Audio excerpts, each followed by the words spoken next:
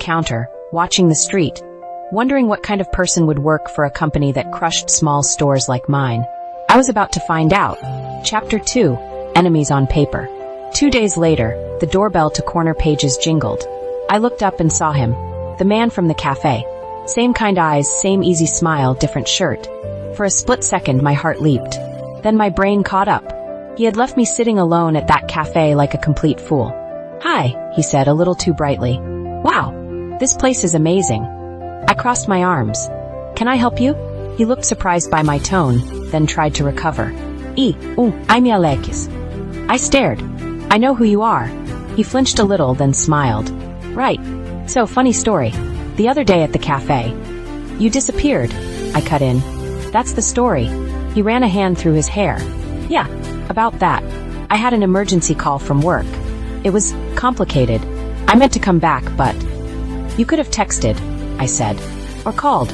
Or sent a carrier pigeon. Something." "You're right," he said, and his voice softened. "I messed up. I'm sorry. I wanted to stay angry." But there was something honest in his face that made my anger wobble. "What kind of work emergency?" I asked. His eyes moved to the shelves around us, to the stacks of books and the handwritten staff-picked notes. "I work for Page World," he said quietly. "At the corporate office." The silence between us grew heavy. I stepped back. The giant store moving in down the street, and trying to erase everything I love? That Page World. He nodded, guilt all over his face. "I'm in charge of the expansion project in this neighborhood."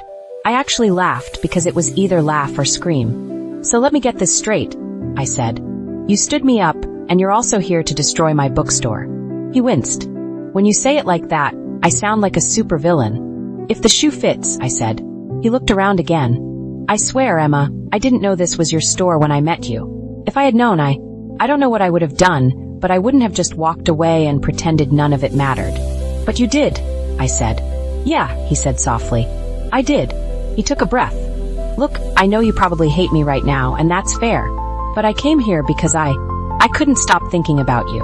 And I wanted to see this place with my own eyes. To understand what's at stake." I didn't know what to say. Suddenly my cat jumped up onto the counter and stared at him. "Well," I said, "Mr. Whiskers doesn't like you." Alex blinked.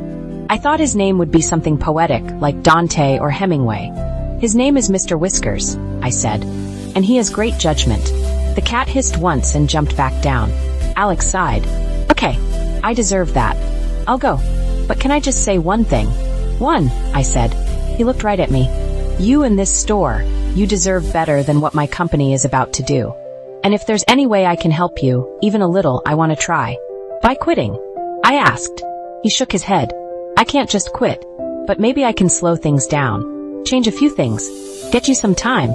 "And why would you do that?" I asked. He swallowed, then said, "Because this bookstore feels like home. And because I'd like a second chance to not be the bad guy in your life." I hated that my heart reacted to those words. I hated that I noticed the sincerity in his voice, the way his shoulders dropped in regret. "Get out of my store, Alex," I said. He nodded, took a step back, then turned around. But before he reached the door, I added, "And don't you dare let them tear my world apart without a fight." He stopped, looked back at me, and said, "I won't."